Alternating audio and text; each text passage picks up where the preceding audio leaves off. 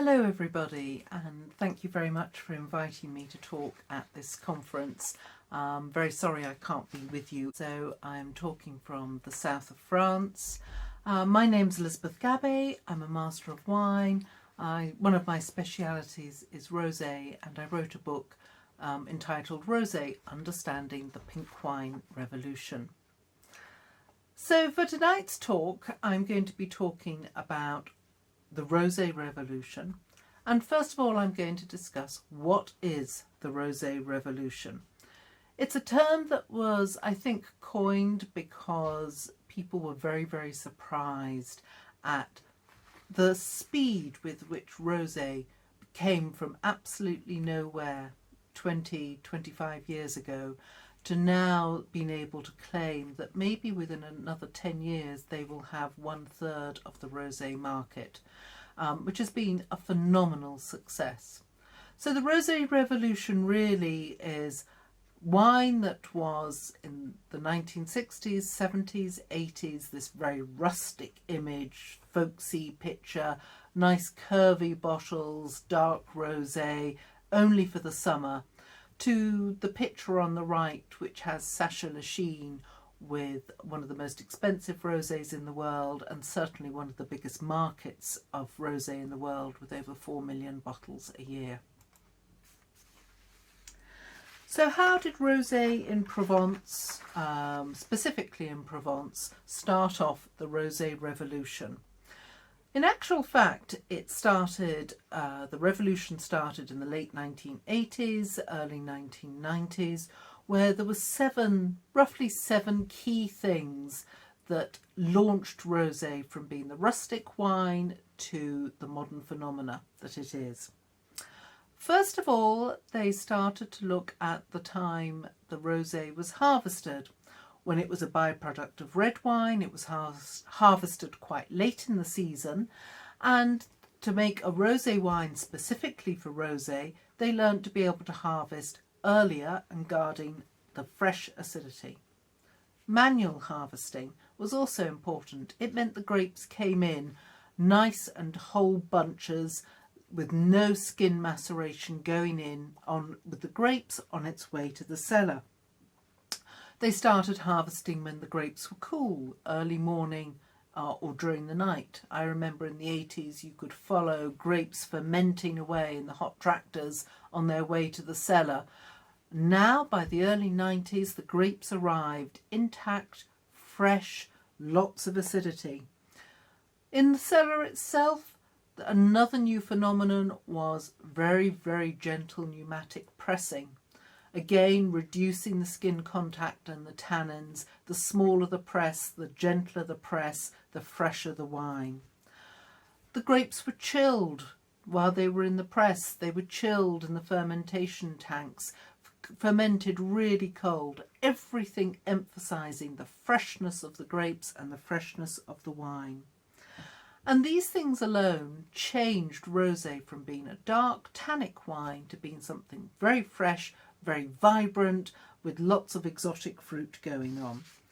So by the end of the 20th century, Provence was able to produce this totally different style of rosé wine on the market. A lot of the market resisted. At the beginning they weren't saying this is an amazing new wine. They were going, oh, but we like our rustic dark rosé. This is what we're looking for.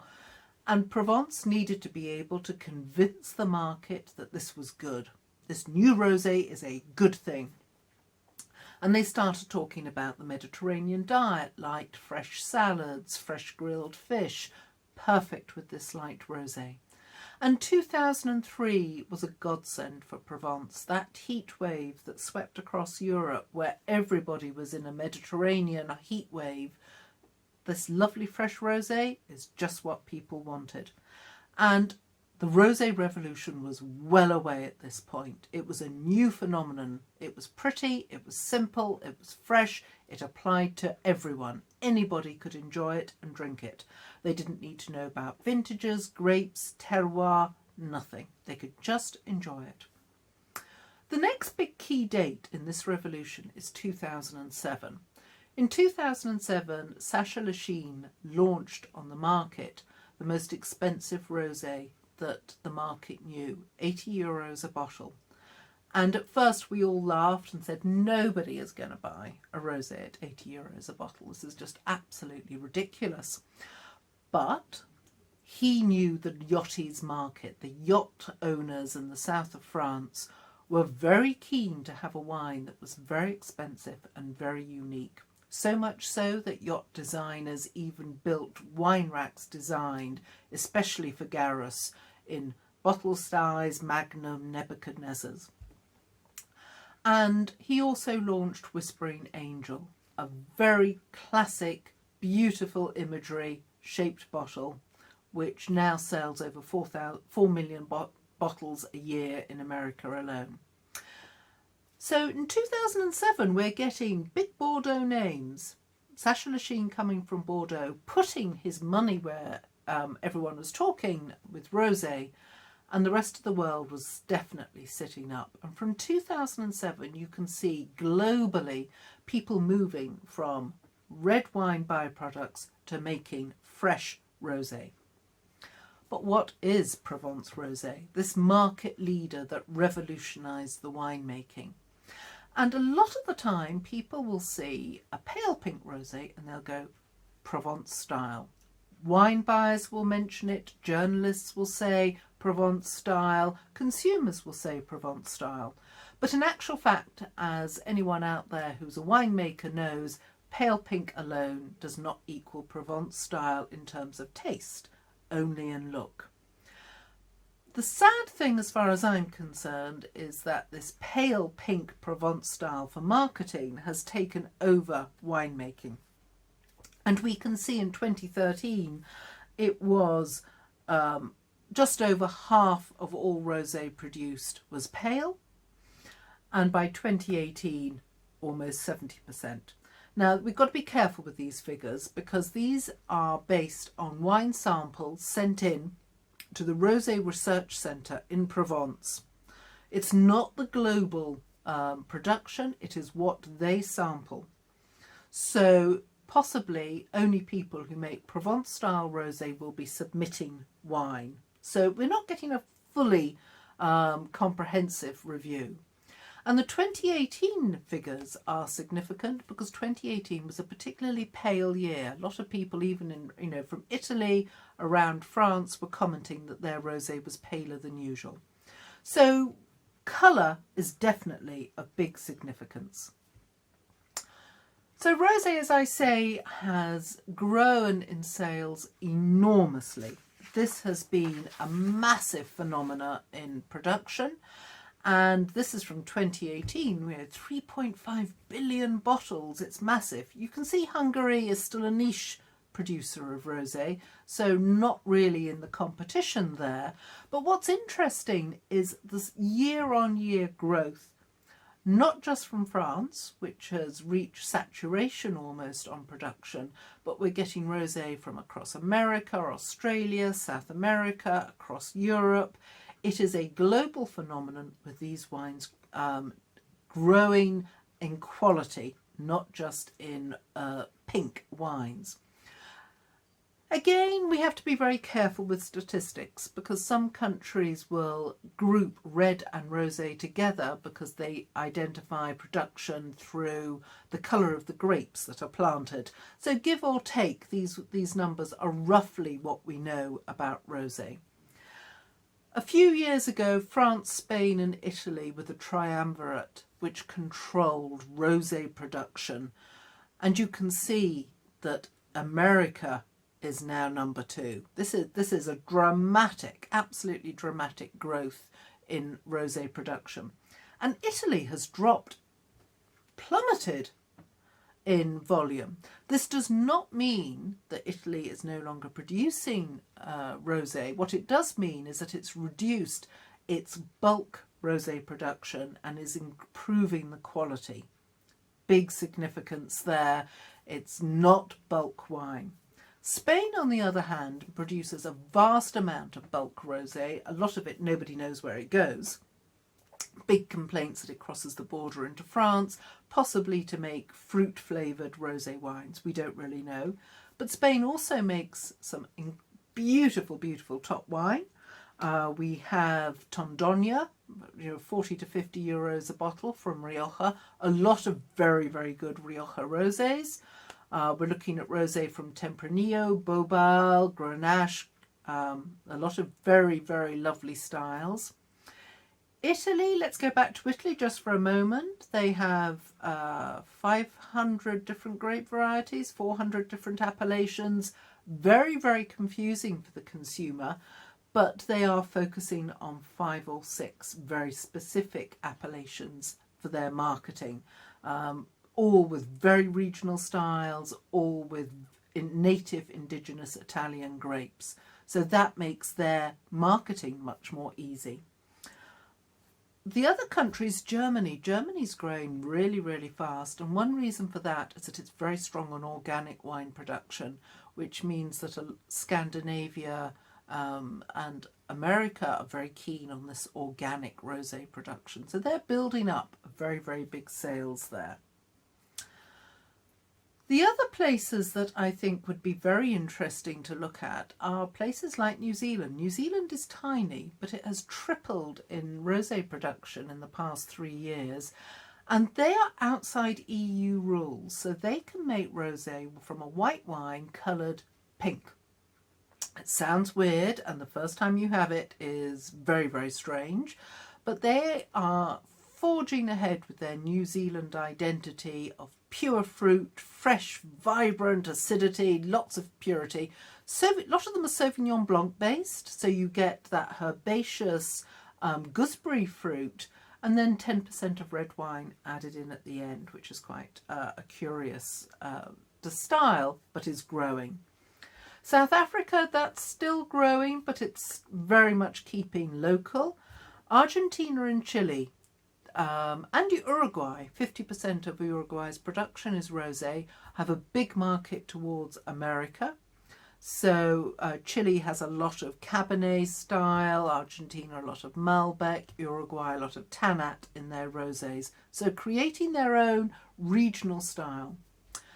America, white Zin is plummeting, but other rosé styles have gone up. Dry rosé has gone up by about 20%. So a big shift in how their production is going. Lot of varietal rosé, rosé of Pinot Noir, rosé of Grenache, rosé of Cabernet, rosé of Syrah, plus hybrid rosés in some of the more marginal states. So this is, although there's a rosé originally was just everybody trying to make fresh pale rosé, there is an enormous growth in regional styles. So I just wanted to look at what 2020 has done to the rosé revolution. What has changed for the market? First of all, COVID. Well, we all know restaurants are not open, more people are drinking at home, and rosé fits in with drinking at home beautifully. It's an easy style wine to have at home. UK has had a big growth in rosé sales, but we don't really know how Brexit is going to affect sales. So there's a potential for a growth in rosé in supermarkets. Waitrose supermarket recorded 400% increase in rosé sales last year. So they are really fueling a lot of rosé production. America, trade tariffs.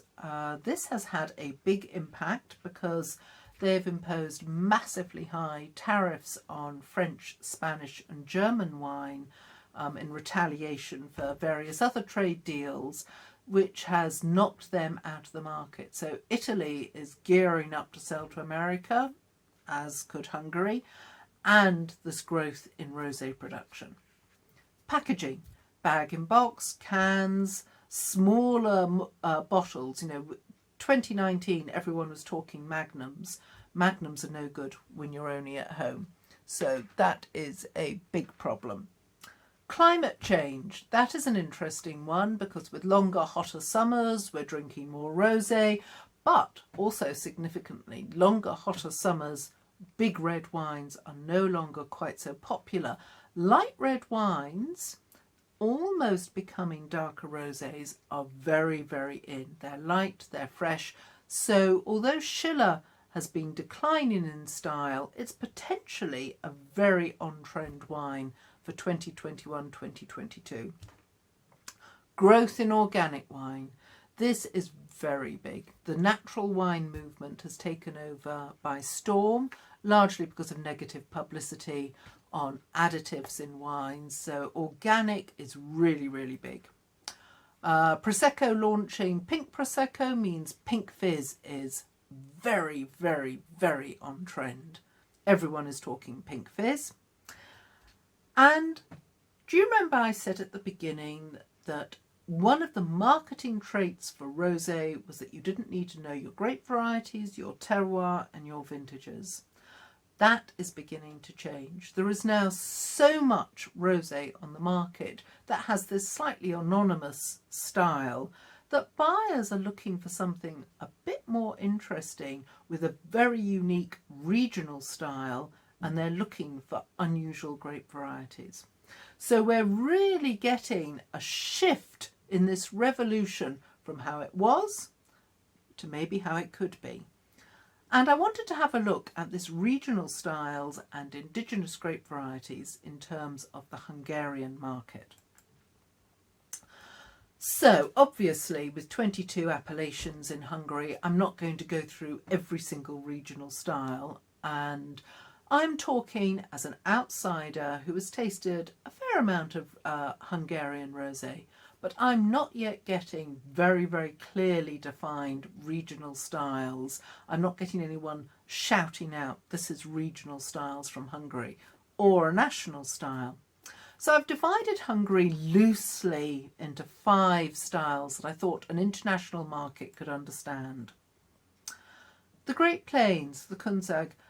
Now that is interesting because it is the cowboy country of Hungary, it is the Wild West, it is California. This for me is an area where Hungary could be very experimental with rosé. Any grapes could go. There are no rules. It is a large area, very, very exciting. It's the place where I've had grape varieties such as Medina and Nero, vibrant, very, very new world style. Really quite enjoyed that. And the volume, you know, this is something where there is the space and the volume that allows people to look at different wines. The Northeast. So we'll forget Tokai really, because I don't think Tokai needs to diversify into rosé, but let's look at the Buk Mountains, Eger, Matra. We're looking at the cooler climate zones of Hungary, the crisp freshness.